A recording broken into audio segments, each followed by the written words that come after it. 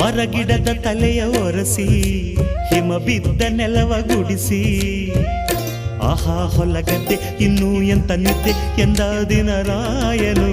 ರವಿರಾಯ ನಿನ್ನ ಮನೆ ಕಾಯ ಬಿಡುವೆಂದೋ ನಿನಗೆ ಮಹಾರಾಯ ಧಗ ಧಗ ಉರಿಯುವೆ ಜಗ ಜಗ ಬೆಳಗುವೆ ನೀನು ಬರದೆ ದಿನವಿಲ್ಲ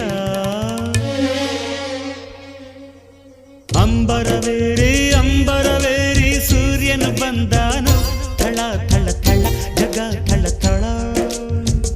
ಫಳ